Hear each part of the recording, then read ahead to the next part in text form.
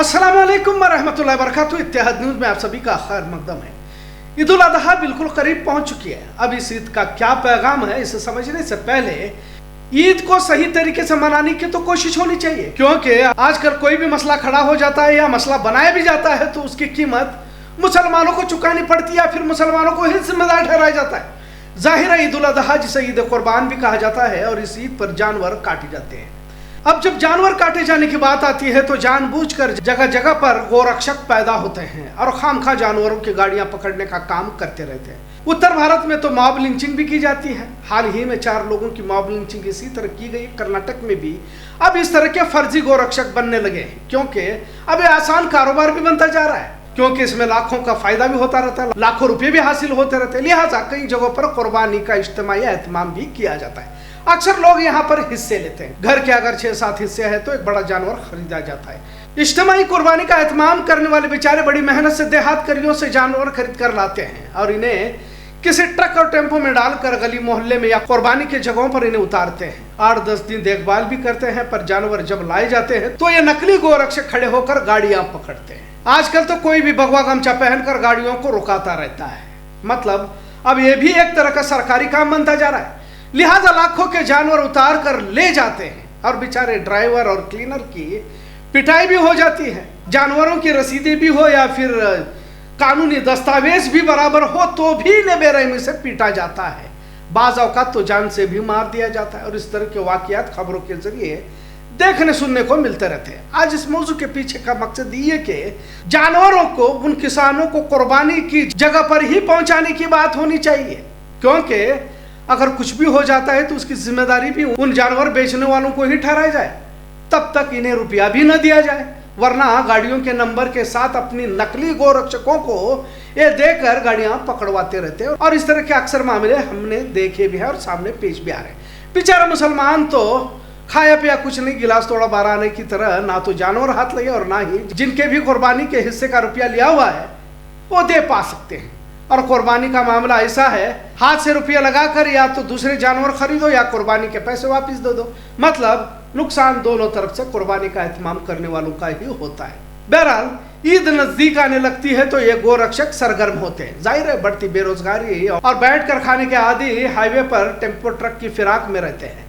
बाज औकात तो ये लोग कुर्बानी की जगह भी पहुंचते हैं, भैंस के गोश्त को भी गाय का बताने की कोशिश कर माहौल को तनाव में बदल देते हैं। ऐसे वक्त में काफी चौकन्ना होकर तमाम कुर्बानी के अरकान को मुकम्मल करना होगा। आप गोश्त तकसीम के वक्त भी खबरदारी से काम लेना होगा। हाल ही में ऐसे कई मामला पेश आए जिसमें जानवरों को पकड़कर पुलिस थाने ले जाया जाता है, जबकि तमाम कानूनी कार्रवाई को मुकम्मल करने के बाद ही जानवरों को गाड़ियों में चढ़ाया हुआ होता है। पर आजकल तो एक भीड़ तंत्र लोकतंत्र पर गाली मार रहा है। सड़कों पर एक भीड़ का राज नजर आता है और इसी का नजारा बेलगाम और अतराफ में भी देखने को मिलता है। ऑटो नगर में कई बार बीफ गाड़ियों को जलाते हुए देखा गया। गोवा रोड पर तमाम कानूनी दस्तावेज मुकम्मल होने के बावजूद भी भीड़ हमला कर गाड़ियों को जलाती हुई है। लिहाजा पुलिस महकमा की जिम्मेदारी है कि कानून को हाथ में लेकर सड़कों पर डर फैलाने वालों पर कार्रवाई करे। कुछ लोग यहाँ भी यूपी झारखंड की तरह सड़कों पर दहशत पैदा करना चाहते हैं। कर्नाटक हुकूमत से गुजारिश है कि अमन भाईचारे के माहौल को जो भी नुकसान पहुंचाने की कोशिश करता है कार्रवाई करे। ये तमाम बातें बकरीद जिसे ईद कुर्बान भी कहा जाता है यहाँ पर बताना जरूरी हो जाती है। कारोबार में अभी कुछ दिन पहले फिरका परस्तों की जानिब से ट्रक को पकड़ा गया जिसमें 28 जानवर थे, जिसकी कीमत लगभग 7 लाख बताई जा रही है। इसी तरह शिराली चेक पोस्ट पर भी जानवरों को हिरासत में लिया गया जिसकी कीमत लगभग 5,70,000 बताई जा रही है। 12 लाखों का नुकसान ऐसे वक्त में कुव्वत के बाहर होता है। इदारे कुर्बानी का एहतमाम इसलिए भी करते हैं ताकि आवाम की सहूलत हो, वरना तो कुर्बानी में मेहनत तो काफी होती है पर इसमें रुपया हासिल नहीं होता। लेकिन कुछ इदारे छोटे छोटे जानवर भी लाकर काटते हैं, ये भी सच्चाई। अब कुर्बानी के मतलब को भी समझने की कोशिश करते हैं। दरअसल इस्लाम की खातिर जब भी जान की माल की कुर्बानी देनी पड़े देना होगा, यही पैगाम कुर्बानी के जरिए दिया जाता है। पर असल पैगाम कहीं तो नजरअंदाज होकर बड़े जानवर शो ऑफ यही बाकी रह गया। कुर्बानी सिर्फ जानवर की नहीं, अपनी अना अपना घमंड गुरूर सबको जुबा करना होगा। अपने आप को अल्लाह के हुजूर छोटा बनकर रहना होगा, क्योंकि तमाम जान माल तो अल्लाह ही की तो है और इसका सौदा जन्नत के बदले पहले ही हो चुका है।